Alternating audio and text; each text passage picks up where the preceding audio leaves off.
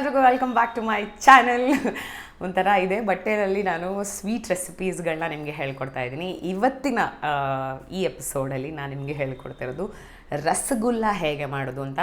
Simple, ಈಗ ಹೊರಗಡೆ ಸಿಕ್ಕಾಬಡೆ costly ಇದೆ ರಸಗುಲ್ಲ. ಮನೆಯಲ್ಲೇ ಮಾಡ್ಕೊಂಡು ತಿಂದಾಗ ಹೆಲ್ದಿಯಾಗೂ ಇರುತ್ತೆ, ನೀವೇ ಮಾಡಬಹುದು, ನೀವು ಕಲ್ತಂಗಾಗುತ್ತೆ, ಇಂಟ್ರೆಸ್ಟ್ ತೋರಿಸ್ದಂಗಾಗತ್ತೆ. ಸೊ ಈ ಸಿಂಪಲ್ ಆಗಿರೋ ರಸಗುಲ್ಲ ಹೇಗೆ ಮಾಡೋದು ನೋಡೋಣ. ಬೇಕಾಗಿರೋ ಇಂಗ್ರೀಡಿಯೆಂಟ್ಸ್ ಏನೇನು ಅದನ್ನು ಕೂಡ ನೋಡೋಣ.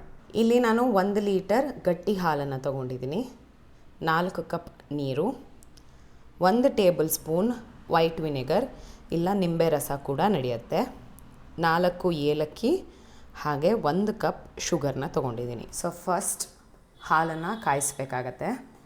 ಓಕೆ, ಹಾಲು ಈ ಥರ ಕಾದಿದ ತಕ್ಷಣ ಆಫ್ ಮಾಡಿಕೊಂಡು ವೈಟ್ ವಿನೆಗರ್ ಅಥವಾ ನಿಂಬೆ ಹಣ್ಣಿನ ರಸ ಏನಿರುತ್ತೆ ಅದನ್ನು ಹಾಕ್ಕೋಬೇಕಾಗತ್ತೆ.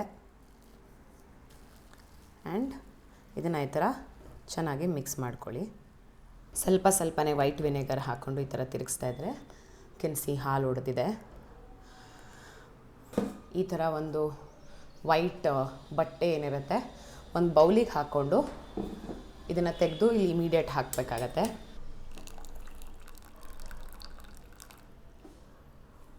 ಈ ಥರ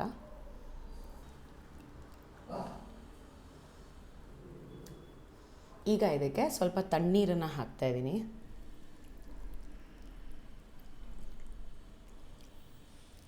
ಈ ಥರ ತಣ್ಣೀರು ಆದಮೇಲೆ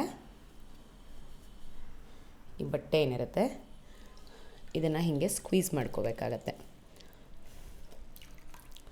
ಈಗ ಇದು ನೀರು ಬಿಟ್ಕೊಳ್ಳೋಕ್ಕೆ ಬಿಡಬೇಕು, ಬಿಕಾಸ್ ಬಿಸಿ ಇರೋದ್ರಿಂದ ಇದರಲ್ಲಿ ಇನ್ನೂ ನೀರಿನ ಅಂಶ ಇದೆ. ಸೊ ಹಾಗಾಗಿ ಈ ಥರ ಜಾಲರಿ ಇಟ್ಟು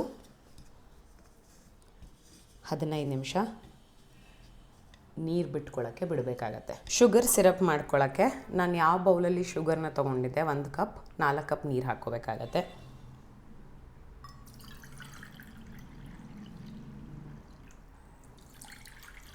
ಇದಕ್ಕೆ 1 ಕಪ್ ಶುಗರ್ ಹಾಕ್ಕೊಳ್ತಾ ಇದ್ದೀನಿ.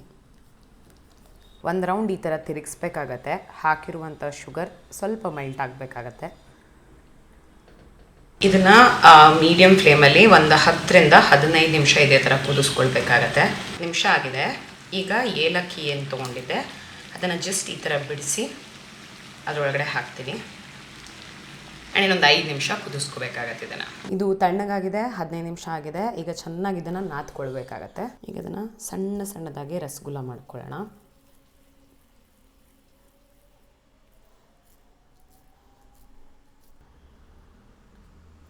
ನಿಮಗೆ ಯಾವ ಶೇಪ್ ಬೇಕು ಆ ಶೇಪಲ್ಲಿ ನೀವು ಮಾಡಿಟ್ಕೊಳ್ಳಿ.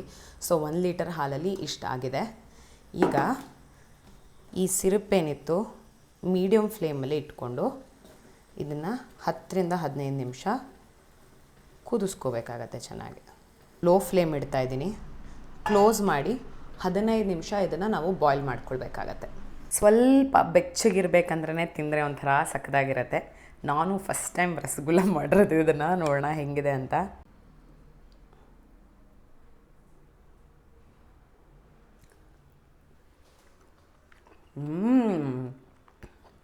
ಓಕೆ, ಇದು ಸ್ವೀಟ್ ಅಂಗಡಿಯಲ್ಲಿ ಒಂಥರ ಗಟ್ಟಿ ಪಾಕ ಇರುತ್ತೆ, ಸಿರಪ್ ಏನಿರುತ್ತೆ ಅದು.